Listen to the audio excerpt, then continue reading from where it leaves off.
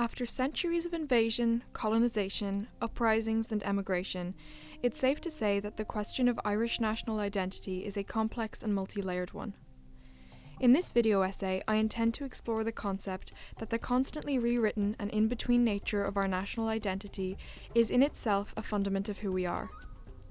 Through the lens of the 2009 animated feature film, The Secret of Kells, I'm going to be exploring the themes of mythology and religion and how their crossover shaped us as a nation. Set in a monastery during the early Christian period in Ireland, The Secret of Kells contains the seeds of identity for a nation. Both pagan and Christian beliefs shaped our nation's history and identity, and this film takes place in a period in which they, to an extent, were coexisting. The film's protagonist, Brendan, is an apprentice monk at the monastery of Kells. In a story full of both pagan and Christian motifs, we follow Brendan as he helps to create and preserve the iconic Book of Kells. All aspects of the film, from plot to animation style, serve to represent the duality of our nation's identity in the time period. The customs, beliefs, and artifacts we see in the film all have an element of both paganism and Christianity, and the lines between myth and religion are blurred and unclear. The first time we see Brendan leave the monastery, in search of berries to make ink, we witness his first encounters with the supernatural. It's interesting that when he meets Aisling, he immediately knows what she is. I've heard about creatures like you. You're a fairy. There doesn't seem to be any doubt in his mind about whether or not this is true. Fairies and fairy lore make up a vital part of Irish superstition and mythology, and were often associated with trickery and dark magic.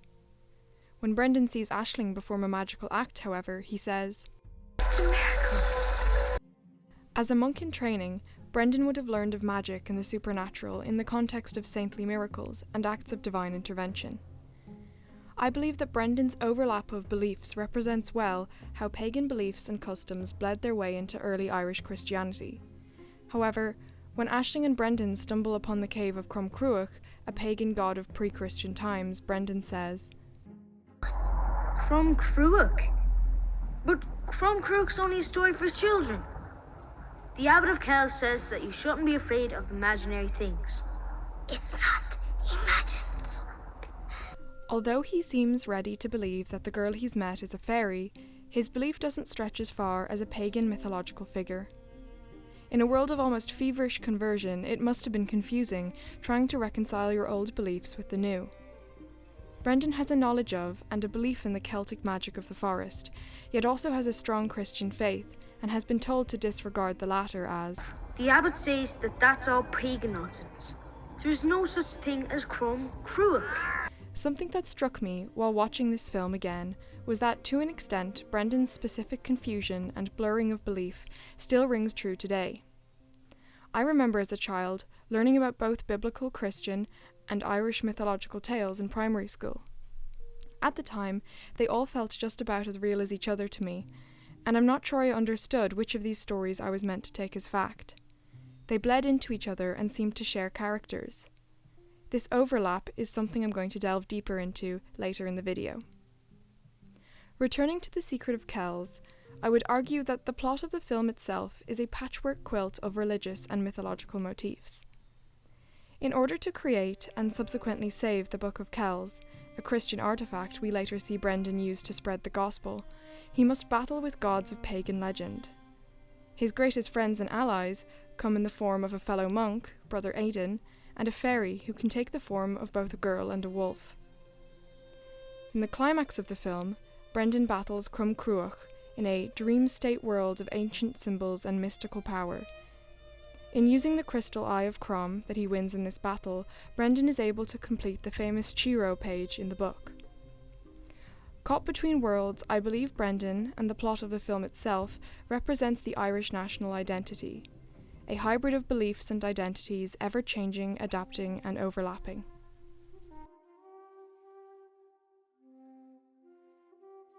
The famous Chiro page that we see Brendan create using the Eye of Crom is a perfect example of the fusion between Christian and pagan culture.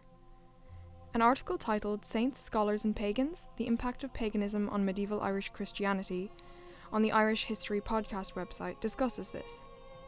The Chi-Rho symbol is an early Christian representation of the word Christ.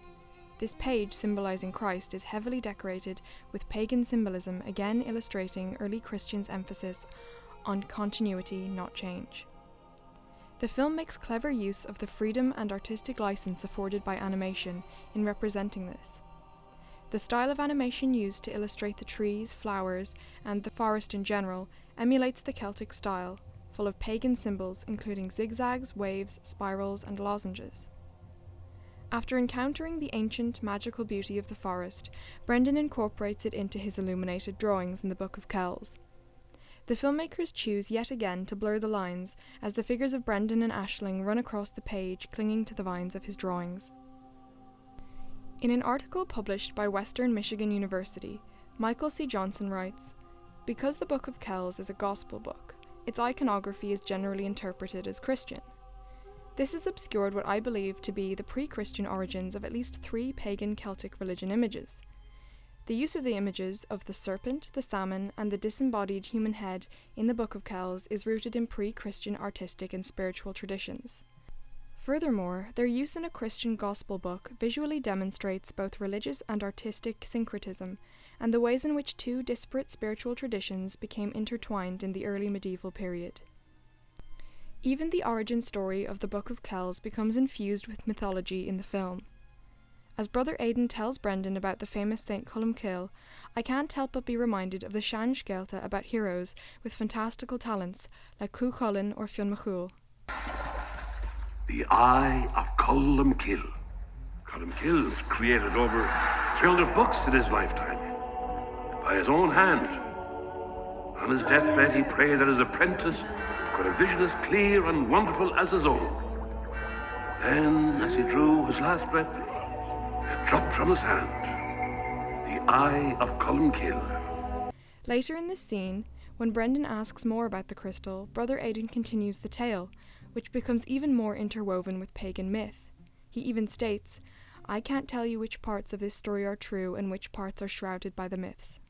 Some say that before the crystal became known as the Eye of Columcille, it had an ancient name, named for the creature that Columcille won the crystal from, deep inside one of its dwelling places. Crook. It was called the Eye of Crook. I can't tell you which parts of this story are true and what parts are shrouded by the myths.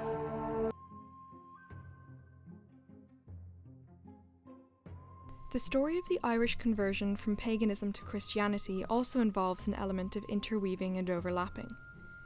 The article Saints, Scholars and Pagans goes on to say, early Christians seem to have been highly flexible and focused heavily on the similarity and continuity between early Christianity and paganism rather than the difference between them.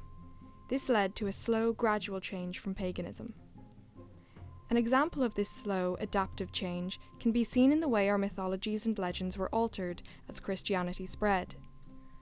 Ireland's early mythology and belief system was tied strongly to the oral tradition of storytelling. Many of these myths and beliefs were not written down until the early Christian period, and it was monks who were transcribing them. By this time, of course, the popular belief system of the island was Christianity, and thus the details and supernatural elements of the myths were altered. In a 1989 edition of the Folklore Journal, Albie Stone wrote that, "With the Welsh and Irish material, what has survived has an unavoidable Christian content, and the usual diminution of the pagan gods into human heroes. Not only were gods and goddesses made human heroes, but many, like Breed, goddess of wisdom, poetry and healing, became Christian saints. In Lawer Gabála Éireann, a medieval Christian pseudo-history of Ireland, the myth of Ireland's first settler, Banba, a pagan goddess, was changed to make her Casar, daughter of Noah, who escaped to Ireland from the Great Flood. Another interesting example I have myself encountered is that of St. Patrick working his way into some of the Fianna stories. Having read the tale of Uiscí na Dtír na nÓg more than once in primary school, I realised that I'd found multiple versions of the story. In one, the story ends after Uiscín falls from his horse and becomes instantly old. However, there's another version in circulation in which the men he was trying to help bring him to St. Patrick, who attempts to convert him to Christianity. Although it is unfortunate that many of our country's original mythologies have been lost or altered, the layered, rewritten nature of the stories that remain can be seen as a testament to the Irish ability to adapt and grow. Ireland is a country whose cultural identity has changed drastically again and again throughout its rich history. From pagan to Christian, colony to free state, poor island nation to tech and business hub, we as a nation have changed and adapted at remarkable length. Yet throughout this change, there is a definite intangible Irishness that has never changed. In his analysis of Irish live-action cinema, Lance Pettit recognises Ireland's post-colonial status, and this contributes to his description of Irish culture and identity as being indeterminate and in-between. Pettit states, Ireland may be located historically and culturally as an in-between country, and this is due to the nature of its economic and political past. This state of in-betweenness suggests an ambiguity, hybridity, and fragmentation at the heart of Irish identity. The theme of our ability to adapt and change has run throughout Irish history. Maybe it is this ability that links our many faces and cultural characters. Irish identity is multifaceted, complex, and ever-changing. So perhaps there is no answer to the question of Irish national identity. Or maybe it's our ability to harbour so many faces that is in itself our defining trait.